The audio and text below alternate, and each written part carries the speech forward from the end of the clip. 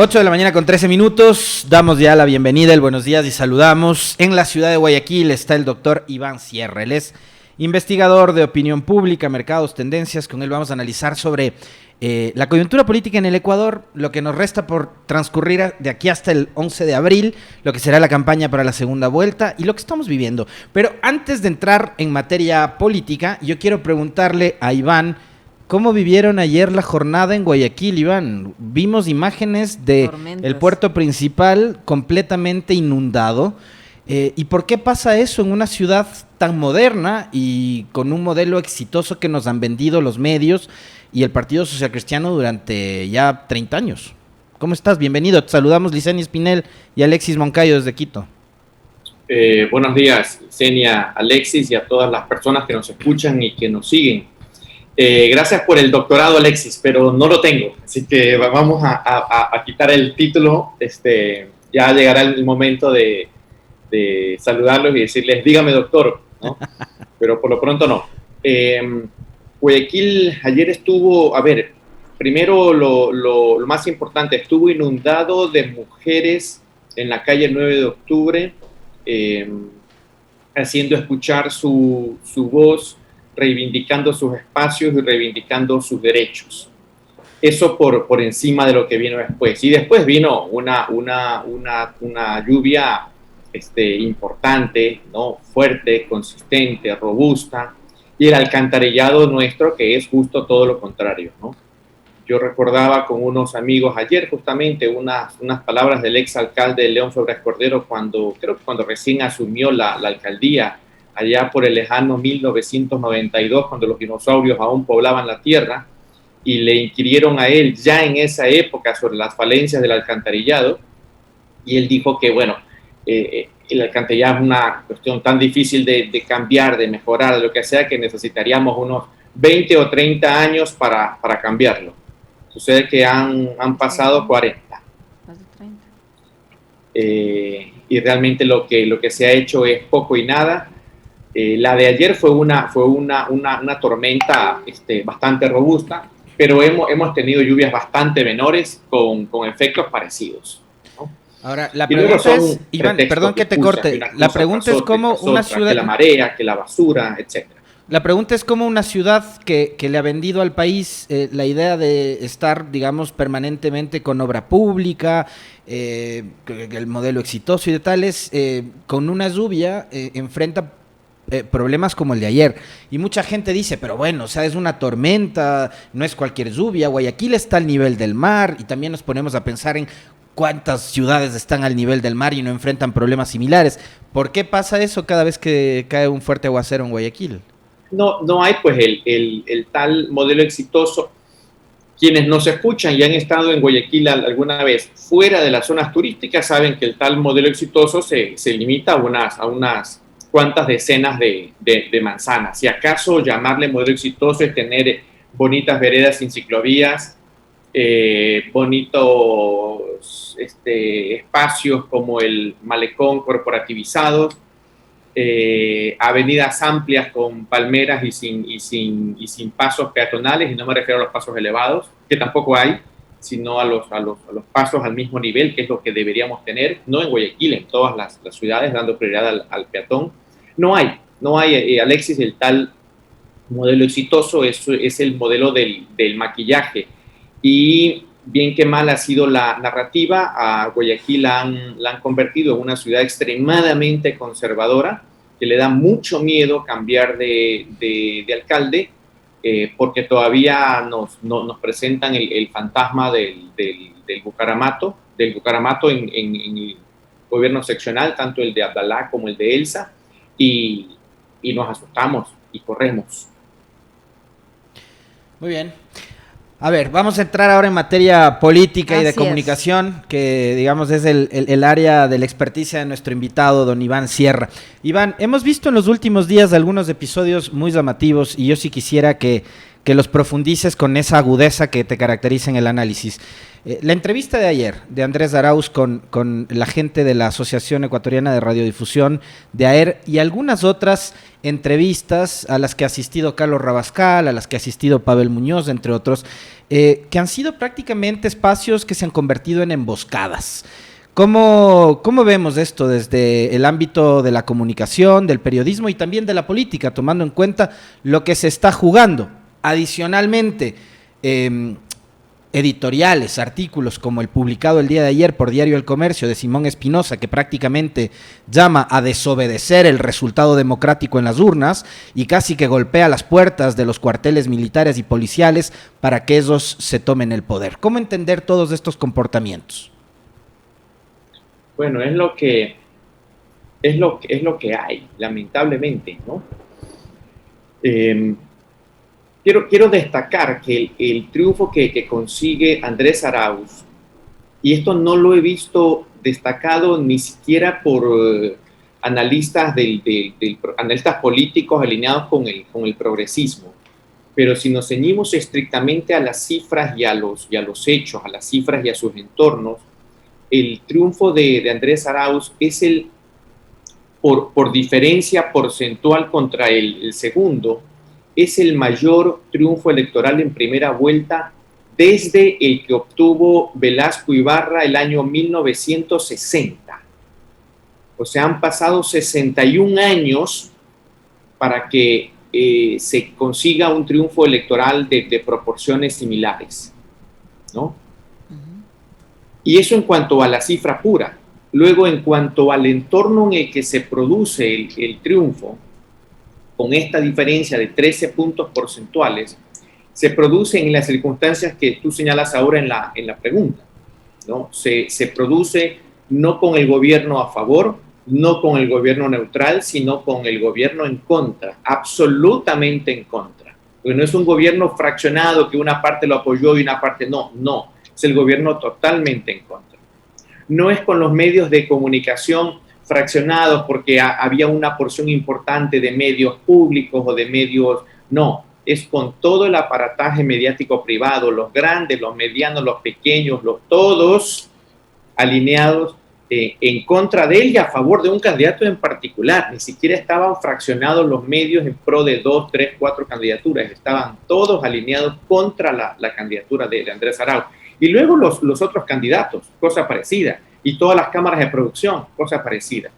Hay un espíritu de cuerpo de la derecha, de la peor parte de la derecha ecuatoriana, hechos un solo puño, un solo cargamontón contra una candidatura, y eso se aprecia, y ahora en segunda vuelta lo vamos a notar más, porque casi no le van a quedar espacios a Andrés Arauz para llegar a dar una entrevista en términos más o menos razonables, con un periodismo combativo, inquisitivo, pero respetuoso, ¿no? Lo que pasó ayer en AER y lo que pasó en algunas de las preguntas que le hicieron en la entrevista de Indignadas el día domingo, fueron preguntas hechas con una frontal falta de respeto por el entrevistado, quien quiera que este fuese, ¿no? Entonces da cuenta de un periodismo, de un periodismo malsano, ¿no?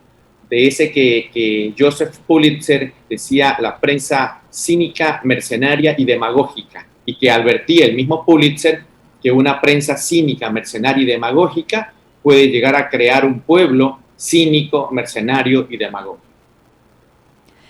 Iván, buenos días, le saluda Licenia Espinel. En medio de este panorama continúa la incertidumbre en el ámbito electoral, esto tras la decisión de uno de los jueces del Tribunal Contencioso Electoral, en este caso del juez Fernando Muñoz, que decidió a última hora aceptar a trámite un recurso planteado por Pachacuti. Parece que las gestiones que se hicieron previamente han dado resultados y en efecto se ha aceptado a trámite ahora este recurso. ¿Usted cree que esto va a cambiar ya lo proclamado por el Consejo Nacional Electoral y que esto podría trastocar la organización de la segunda vuelta? En cuanto a los resultados finales, no creo, porque no el dictamen anterior del Consejo Nacional Electoral fue extremadamente claro, detallado, ¿no? Documentado, y aunque la diferencia luce corta, no parece que hay de dónde o en dónde encontrar los votos para Yacu Pérez que pudieran voltear el resultado.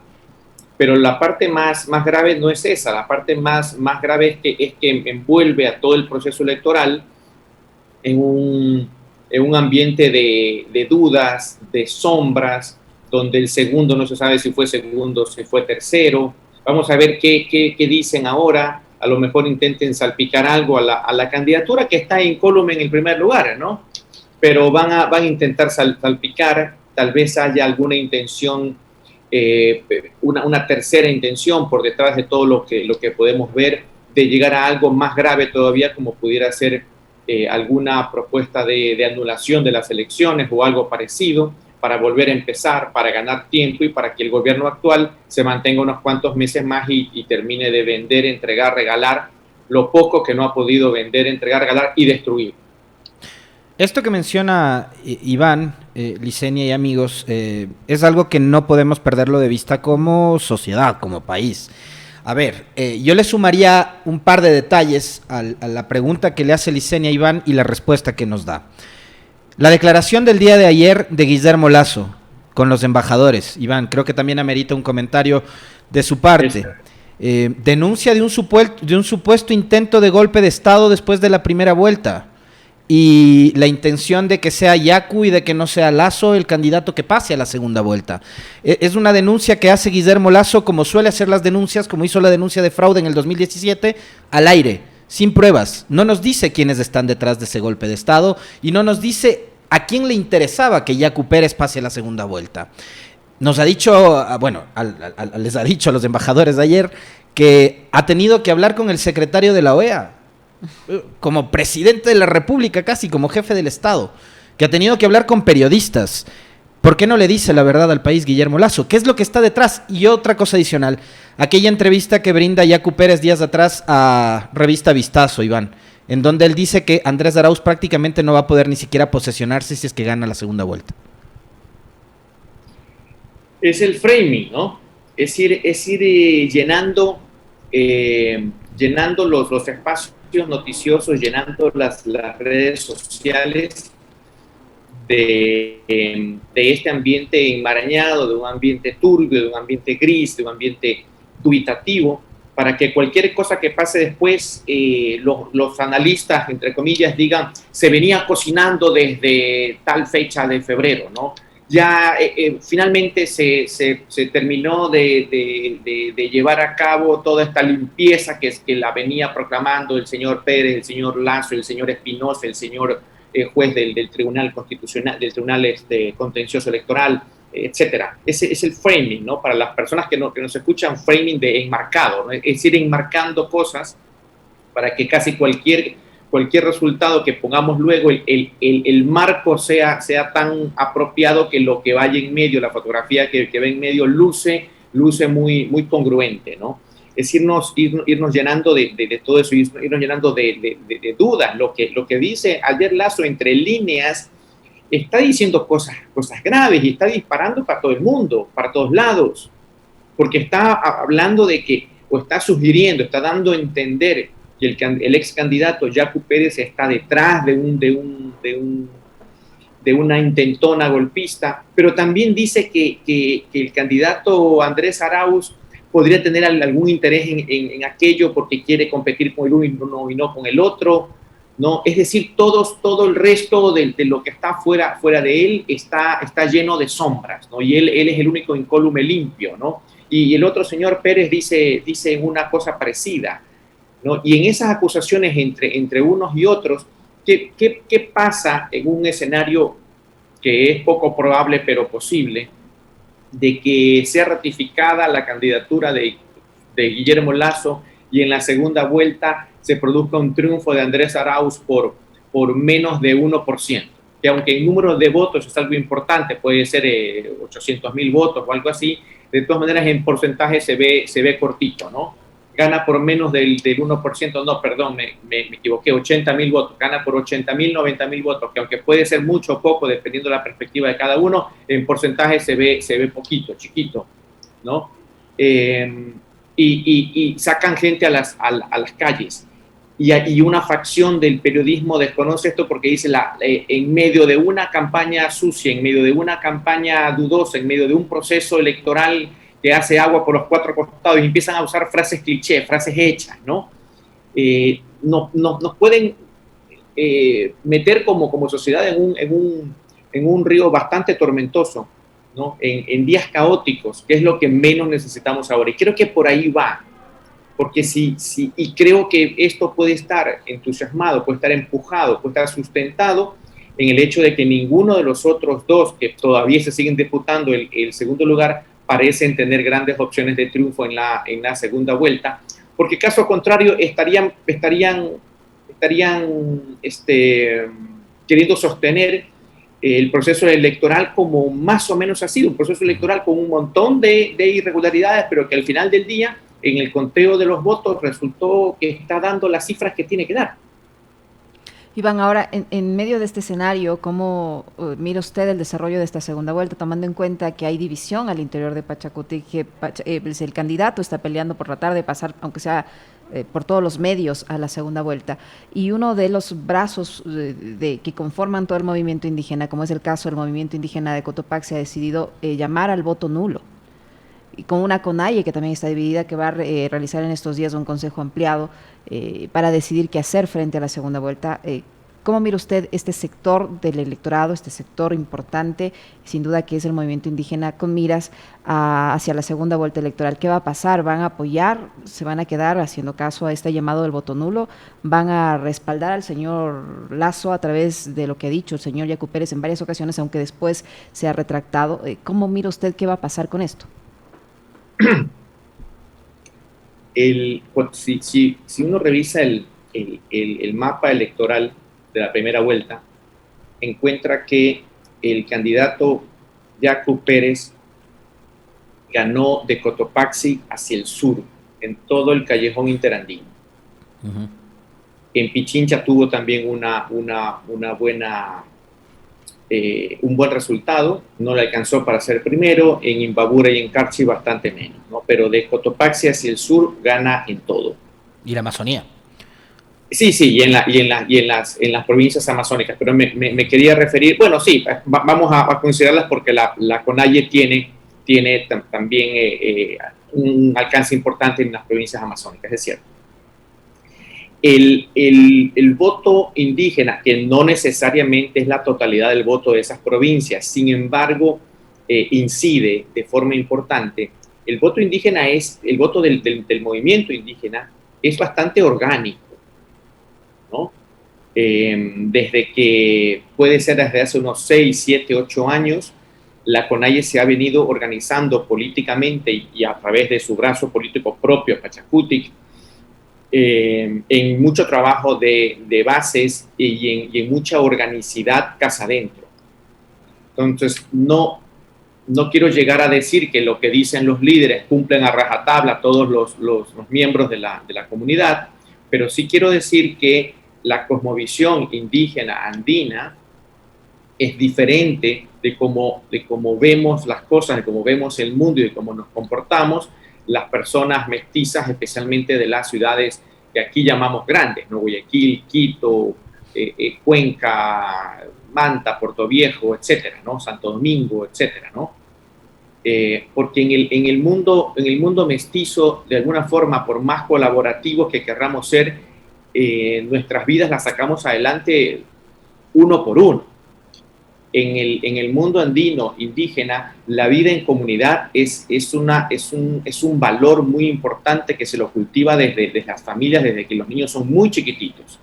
Entonces eso luego lo extrapolamos 20 o 30 años después, cuando este niño chiquito ya es un votante, tal vez es un militante o tal vez no, y la vida en comunidad se traduce, no copia y calco, pero se traduce, se observa, se proyecta en las decisiones políticas. Entonces, lo que venga orgánicamente de las organizaciones que lo representan, la CONAIE a nivel general, social, y Pachacuti en el ámbito político, inciden hondamente, profundamente en la decisión frente a la urna y frente a la papeleta de cada uno de los votantes que forman parte de estas comunidades y de las familias que van formando, porque en la sierra hay muchísimas, miles de familias conformadas por mestizos e indígenas, ¿no? Estas familias están influidas también por este fenómeno que acabo de comentar ahora. Entonces, el hecho que en esta ocasión, a diferencia de hace 4 años, la pregunta que me hace Licenia es, ¿el movimiento está fragmentado? Sí, se nota esa fragmentación. Creo que no viene de estas últimas semanas, creo que viene desde algunos meses atrás, cuando se pugnaba por decidir quién iba a ser el candidato a la presidencia de la República por Pachacutic. Ese movimiento indígena que en ese momento, septiembre-octubre del año pasado, se empezó a fraccionar, pero que se unió detrás finalmente, allí a regañadientes, se unieron atrás de su candidato. Ahora que el candidato ya no está, porque al parecer no está, por mucho que haya pasado este último recurso, no va a estar en segunda vuelta, pues ahora de alguna forma no hay el elemento cohesionador de la candidatura presidencial y podría terminar en lo que parece que ya se está dando, ¿no? En que uno de los 4 líderes, porque son como los 4 Beatles, ¿no? Salvador Quispe, Yacu Pérez, Leonidas Sisa y Jaime Vargas, y Vargas, ¿no? el presidente de la CONAIE, ¿no? Parecería ser que van a tomar 2 o 3 posturas políticas distintas, ¿no? Y esto pues es un equivalente casi a dejar en libertad a los votantes, lo cual podría ser una posición, una decisión, una situación interesante, saludable, para que el voto se produzca un poco más por el criterio de cada uno de ellos y no por la severa influencia de sus líderes. ¿Cómo ha visto Iván Sierra el cambio en la estrategia de la campaña? Porque también hay que hablar del otro candidato, de Guillermo Lasso, el cambio en la estrategia, sobre todo en las redes sociales, ¿no? de Guillermo Lasso. Mucho se ha comentado de que Durán Barba está asesorándolo, que ha contratado al equipo que venía trabajando con Javier Hervás. Hemos visto... el equipo de Crudo Ecuador. Ajá, por ahí hay un chico de nombre Juan Manuel Zúñiga, me parece, que también creo que es el creativo, que venía trabajando con Hervás, y hemos visto, sí, un cambio en la imagen, en las formas. ¿Cuánto puede influir eso, tomando en cuenta la votación tan importante que saca Hervás en la primera vuelta? ¿Cuánto puede influir ese cambio en la imagen de Guillermo Lasso? Que creo que no tiene que ver solo con el color de los zapatos y de los pantalones, sino con muchas cosas más, con lo que representa ese cambio de cara a la segunda vuelta. ¿Cuánto puede influir eso, Iván? Mira, Lasso toma una decisión necesaria, ¿no? Ya veremos luego si es correcta o no, es decir, si eligió a los asesores correctos, pero una decisión necesaria, porque luego de estar 4 años en campaña, porque ha estado 4 años en campaña, con el equipo de asesores 4 años, porque ha tenido el equipo de asesores no completo, pero ha tenido un equipo de asesores políticos y comunicacionales 4 años, y luego de dejarse llevar por ellos y de meterse a un palo, contra Rafael Correa primero y contra Andrés Arauz después, desciende drásticamente del 28% que obtuvo el año 2017 en la primera vuelta al escaso 19.90 y tanto o 70 y tanto que obtuvo en este año, y que casi lo deja fuera de la segunda vuelta. Entonces, viendo desde la perspectiva de él toma una decisión necesaria: cambiar el timón, dar un golpe de timón severo a su campaña. Luego, si la forma como da el golpe de timón es correcta o no, esa es otra historia, ¿no? Porque los 16 puntos porcentuales, la sorpresa que da Hervás, no la da solamente porque se mueve en TikTok y en otras redes sociales y porque intenta ser un poco simpático. La narrativa de la campaña de Javier Hervás en primera vuelta es una narrativa muy poco confrontacional, primero, y segundo, prácticamente desideologizada. Él no confronta con nadie. Si recordamos un poco, a más de un par de infamias que lanza contra Andrés Arauz, medio en broma y medio en serio, no confronta con nadie, ni en los debates siquiera. No confronta con nadie a lo largo de los mensajes. La narrativa de su campaña es una campaña no confrontacional, y al principio y bastante avanzada en la campaña costaba identificar si este hombre era de centro izquierda, de centro derecha, de dónde mismo era, ¿no? es desideologizada, fue desideologizada la campaña de él. La campaña de Guillermo Lasso es todo lo contrario, una campaña con profundas raíces ideológicas hacia la derecha y la extrema derecha. Y ahora vamos a ver cómo le queda el disfraz. No es tan sencillo como moverse a TikTok. Y además la campaña de Guillermo Lasso ha sido profundamente también confrontacional. Y ese es el gran reto que tienen los dos candidatos finalistas ahora. ¿Cómo se meten a un balotaje en el que inevitablemente, al ser uno contra uno, tiene que haber confrontación? Y al mismo tiempo, esto es importante, al mismo tiempo tienen que cautivar votos del 36% del electorado, quienes votaron por Hervas y por Yacu, que se decantaron por estos candidatos en primera vuelta, seguramente, entre otras cosas, porque confrontaron poco o muy poco.